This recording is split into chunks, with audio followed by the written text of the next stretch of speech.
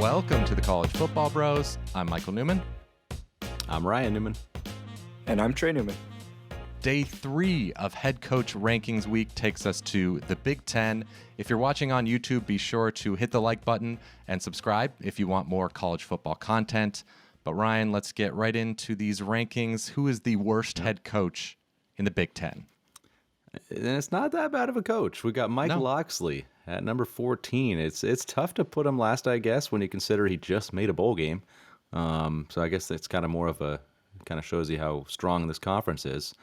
13-23 overall, 7-22 in Big Ten play. That's kind of where it kind of starts to look kind of bad. That's not a good mark. But like I did say, he just did make a bowl game, 7-6. And there's some pieces coming back. Tagovailoa, who knows? They could do well. Recruiting seems to be doing fine, pretty well. But his previous tenure at Mexico was pretty horrible. New Mexico, yeah. And even though they did make a bowl game this past year, they weren't that great. Oh, I'm sorry, I missed something there. I think you said Mexico was at Mexico. That's that. I thought I said New Mexico. Maybe you did. I don't know. Well, we're having some spotty Wi-Fi here, but yeah, it's possibly. Anyways, even this year though, they did make a bowl game, but they weren't that great. They had some rough moments. So there are reasons to put them at 14. Yep. Moving on to number 13, Tom Allen of Indiana. I mean, I know Indiana certainly isn't an easy place to win. He did good things turning their defense around when he was the defensive coordinator there a few years back. He had that good COVID-shortened year where they went 6-2, but it's hard to ignore their 2-10 record this past season. He's 15-28 overall in Big Ten play, hasn't won a bowl game, and just doesn't seem like there's a lot of hope going into next year. Even their quarterback, Michael Penix, who's been often injured, transferred away from the program. So just not a ton of good juju right now. Yep. Yeah, you could make an argument for him last as well. Moving on to number 12, we've got Bret Bielema at Illinois. Did a great job at Wisconsin, of course, so you could make an argument for him higher if you're putting some weight onto that. But that program seems to be successful no matter who the coach is, Wisconsin. So, and then he followed it up with a not great tenure at Arkansas. And to his credit at Illinois, year one was good, better than expected, 5-7. If he can improve upon that, or even just kind of go 5-7 again this upcoming year when they're 122nd in returning production, then he might, slowly climb up this list. Yeah, that's going to be tough for him. But let's move to number 11. We have Scott Frost from Nebraska. Boy, he's fallen down hard. Okay, we'll just get this out of the way first here. I had him dead last. I think I had him as the worst coach in the conference. Wow. 15-29 at Nebraska. That is a lower win percentage than Mike Locksley has at Maryland. So our number 14. There you go. Boom. Mike Locksley wins more. He hasn't made a bowl game in 4 years. Coming off of a 3-9 year. Recruiting is looking about as bad as it's been at Nebraska in recent memory. Just coaching gaffes left and right, just knucklehead things. You're just like, what is going on there? Seems like a joke. He's done about as bad of a job as you could have imagined so far. There's definitely an argument for him to be last, so I'm not going to give a fervent defense here. I will say he did take UCF from winless to BC or not BCS. Yeah. What have you done? New Year's Six bowl win. So that counts for something. Wasn't that long ago. As far as last year's 3-9, I almost just don't even look at it as a 3-9 season because it was so incredibly unlucky. Not that it's a great season, even when maybe they should have been 6-6 or something. But it's not the first year we've been unlucky, quote unquote. True, we're cursed. Yeah. Well. All right, moving on to number 10, Greg Schiano of Rutgers. He's tough because he's just in a tough place to win in the Big Ten landscape. I will say he's turned them around a little bit. He's made them respectable given how awful they were when he took over. And he's also upped the recruiting. That's a benefit for him. They had their best class in 10 years. But, that being said, they're still behind some other Big Ten schools. He's 5-13 in Big Ten play, Hopefully he can get the offense a little bit better to have him and Rutgers start climbing the ranks. But when I was looking at this, like, he's a good coach, but it's just hard because there's a lot of other good coaches that we have ahead of him. Yeah, this is a strong number 10. I'm bullish on Schiano moving forward, especially relative to what Rutgers has been. Number 9, though, we have Paul Chryst at Wisconsin. If you just look at his results, his win-loss record, then this is wildly underrated. I'm sure Wisconsin fans are surprised to see him so soon on this list. But like I said earlier, it just seems like Wisconsin for the last 20 years or so, no matter who's there, whether it's Barry Alvarez, Bret Bielema, Gary Anderson, or Paul Chryst, they're going to win around 10 games, sometimes more. And so if I can, I'd like to look at results from these coaches outside of the Wisconsin program. And for the most part, it hasn't been good. And looking at Paul Chryst himself, immediately before Wisconsin, he was a head coach at Pitt and was pretty mediocre results. He was 500 there. Pat Narduzzi came in there and has done much better than him. So, I guess I just sort of look at him a little bit as a product of the Wisconsin machine. I mean, not that I'm not giving him any credit.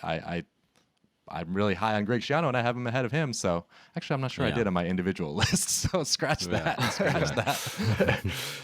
Just get that off the record. Yeah. It's so hard to rate those Wisconsin coaches. It's because it's essentially feels just like, well, it's still Barry Alvarez, right? It's the Barry Alvarez culture program still going on there. How do you judge that? But you could put him a lot higher. You could put him third, fourth, or maybe not third. But that's the thing. If someone had him wherever, if someone had him fourth, I would not look at their list and say that's stupid. That's like that is defensible for sure. I think totally my rational. Explanation is defensible to have, or our argument to have him ninth is defensible as well. But reasonable minds can differ. Yep. All right, moving on to number 8, we have Jeff Brohm from Purdue. Now, this might be a guy that some people would say, how do you have him in front of Paul Chryst? He's 28-29 at Purdue. He has a losing record there. It's true, but he's had some pretty bad injury luck during his time there, I will admit. And he took over just garbage. I mean, it was horrible there. Yeah.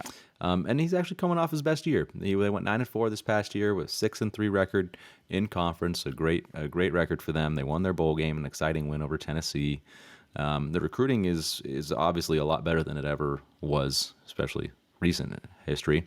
And it's a hard place to win. So if you're doing a good job there, creating excitement, and seems like a pretty solid team coming back this year. I just think he had some kind of unluckiness going on his previous few years there. We were all high on him. We just kind of like, okay, the good year's coming. The good year's coming. We had it last year.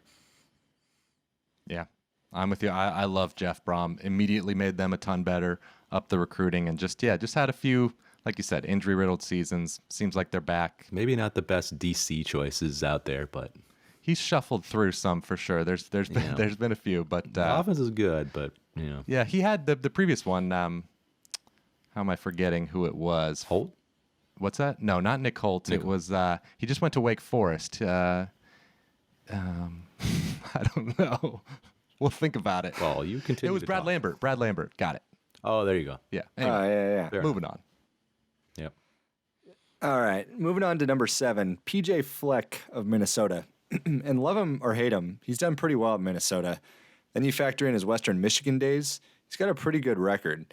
He's gotten Minnesota to 3 bowl games, won all 3, finished 10th in the country a couple years back, and he has them as a strong contender in the West again this upcoming season. The recruiting, it's okay. I guess if you look at it comparatively to Minnesota standards, maybe it's pretty good. But when I was kind of looking at this list in totality, I just found it harder to put him any higher because I feel like he maybe hit his ceiling as it is right now. Yeah, fair. I think he's in a good spot here. Yeah, top half of the conference in a good coaching conference. That's a very respectable ranking. Okay, number 6, we have Pat Fitzgerald at Northwestern, and I was the lowest on him by far. I had him 10th. That's quite a ways off from us. It is. This is a tough one. To me, it kind of reminds me of having to rank Gary Patterson the last few years at TCU because on one hand, he has accomplished so much and done such a great job elevating a program and Northwestern, a program that's really hard to win at. But I'm looking at this right now and moving forward. How do I feel about him? And I don't know, I'm doubting him because 2 of the last 3 seasons, he's gone 1-8 in conference. That's extremely bad. Now, the season in between was excellent. So There you go. I don't know. It's like, which one do I value more? I just think he's lost his longtime defensive coordinator. That could have an impact moving forward. They weren't great last year. The offense seems to be getting worse and worse. This upcoming year doesn't look like it'll be very good. Their season win total is going to be somewhere around 4. So if they go 4-8 like I expect, that'll be 3 out of 4 years that have been bad. So I'm kind of jumping ahead to next year with my ranking at 10th. I think I'm anticipating what's going to happen. Trey, you want a rebuttal or you want me? Well, I was just going to say, I mean, what he said is very factual. I'm going to cherry pick some other stats where he mentioned that he was talking about those 2 bad years in 2 of the last 3. Well, 3 of the last 5 in the Big Ten play, he was 7-2, 8-1, and 6-1. I'll say they had some favorability with their schedule in that, but he still got the most out of the team. And even with the awful years at a program like Northwestern, it might be too much to ask for a program to have kind of consistent top level success. It kind of maybe shows that he needs to kind of reset, build him back up, and go.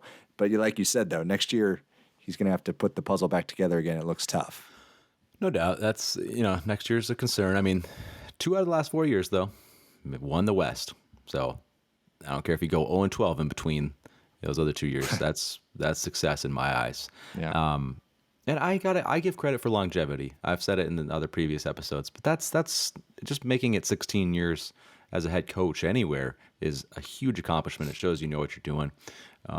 And this coming year, I know it doesn't look great, but he's surprised us obviously more than once, and I wouldn't be surprised if he did it again. I mean, they get Nebraska to start the season, so that's a good team to start with. So yeah. No. All right, though, I like it, Michael. You're sitting on a different take. Yeah, I see both sides, but I'm comfortable over here as a Pat Fitzgerald hater. Not really, but good. Stay over there. Yeah, you're a hater. All right, let's move on to a relatively new coach in the Big Ten. We have Mel Tucker from Michigan State. I was lowest on him. I had him 8th. I guess you guys had him 5th, which is a little bit of a difference there. So for me, okay, he was 2-5 in his first year, not good. But then this past year, 11-2, a great second year. He did a wonderful job, no doubt about it. But they were 5-0 in games decided by 10 points or less. So all the close games they won. And I'll give him credit. The recruiting is pretty good. And I'd honestly feel confident if I was a Sparty fan. Like, I'd feel really good about where we're at and my coach and everything like that. And honestly, even as not a Sparty fan, I feel pretty good about it. But all of the coaches in front of him, at least on my list and of course on our overall list, they've had better years, or years like Mel Tucker just had, or even better. So this is not just something that's all of a sudden I can just put him up there for one of those good years, and it was a pretty lucky year at that. So listen, I think he'll probably continue it. They might not win 11 this year. I'd be pretty darn surprised, but I need to see more consistency over a little bit, at least longer period. If he backs it up with a couple more pretty good years, okay, then I'll definitely want to put him up. But one good year's not enough to make him jump over other coaches that have had a lot of success. Yeah, that's fair. It is just one good year that we're basing it off of. So I guess Trey and I are taking the more bullish view, because I feel like there's reasons that, like when Tom Allen kind of had the 1 or maybe 2 good years, it just felt sort of random, or maybe it was because he hired Kalen DeBoer as offensive coordinator. With Tucker, it just seems like, okay, he has upped the recruiting. Like, he has just sort of galvanized the whole program. He's got investment from boosters, and that's seeming like in the NIL era, that's going to really help. So it just kind of feels like the whole program is moving in a good direction rather than popping up for a random good year. But it is just 1 year, so I hear you. Yep. All right, moving on to number 4, Kirk Ferentz of Iowa. The longest tenured coach in football, I believe, in NCAA. He's not flashy, but he's consistent and stable, and that's a good thing. You don't have much of that today.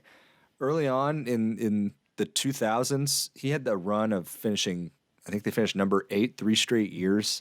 But in the 10 years after that, he only had one more kind of breakout year. There was a lot of those 7-8 win seasons were good, but not quite moving the needle. But now recently, since 2015, he's won the West twice, won at least 10 games 3 times, went to a Rose Bowl, and if you look at the last 4 years, he's 35-13. He overachieves a lot with that Iowa talent. Yeah. The fact that he has refused to make a change offensively is very frustrating. So you kind of don't feel like ranking him this high. And if he is your coach, you're frustrated by that. But the results are very good. Like, yeah, you can't 4 straight top 25 finishes. So even though you wish things could be better offensively, they're winning.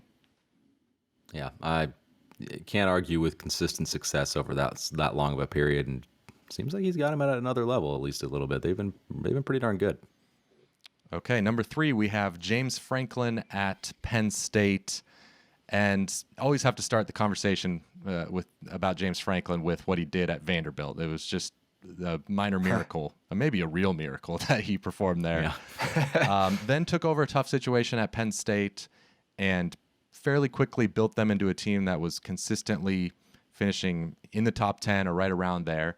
And now there's been, I think some people would argue 2 bad years. I would say 1 bad year. I would say the 2020 season was bad, but it was, the COVID season, of course, and they had some opt-outs. And they got unlucky that year. The first year, remember Indiana? The first game of the year, yeah. Their first game, yeah. Yeah. And then they were competitive with Ohio State, and maybe they kind of quit on the season. Yeah. Whatever. Let's acknowledge it was a bad season, though. I don't think last year was really bad so much as it was unlucky. They were, by the metrics, a top 20, top 25 type team, which is fine, and they just lost all their close games. So I'm still optimistic moving forward. He's recruiting really better than ever, so that's promising. Just got an extension. I'm not going to let 1.5 bad years really drop him on this list. I agree. He's good.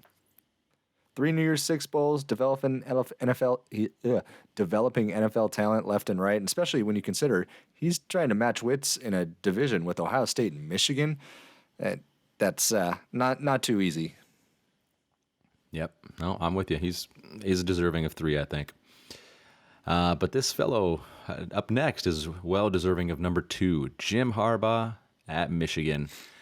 I think a lot of folks actually were doubting him quite a bit after the previous year. And not us bros. We all stayed pretty confident in Jim Harbaugh. I mean, we've always thought he's a good coach. It was just felt like a matter of time till he had that kind of breakout win, and he got it this year. He's done a great job there. 61-24 overall, and he took over not a great program. 42-17 in Big Ten play. That's not, you can't just overlook that. That's a really darn good record. Conference championship this year. Recruiting is going still really well.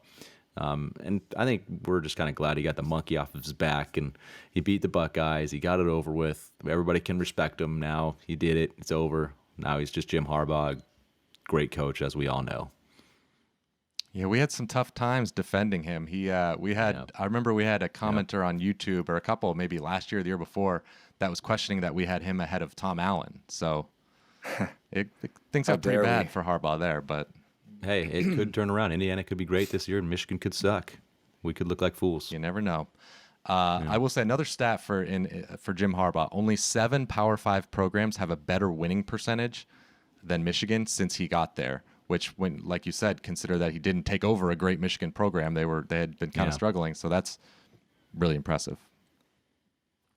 Yes, it is. That is. But number 1, Ryan Day, Ohio State. I mean, we talked on this podcast a few years ago when Day took over, kind of how to rank him that first year when he didn't have the resume, of course.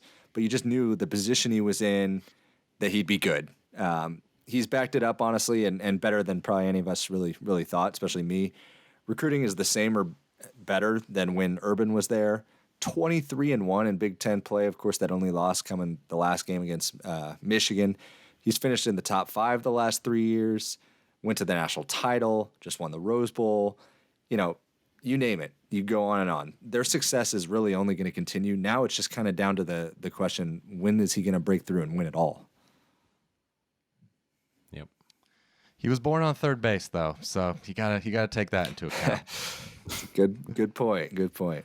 All right, let's show the full list here for the YouTube viewers. Be sure to let us know your thoughts in the comments below. Ryan, what were your kind of overall thoughts on the Big Ten coaches?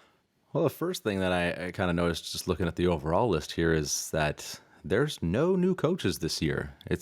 Everybody's calling back, all 14 teams. Yeah, that's crazy. It's the only Power weird. 5 conference to have that can claim that, which in today's age is weird.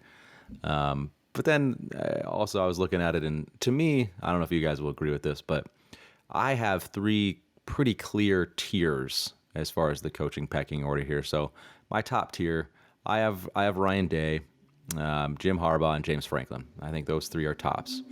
Then my second tier would be like 4 through 9.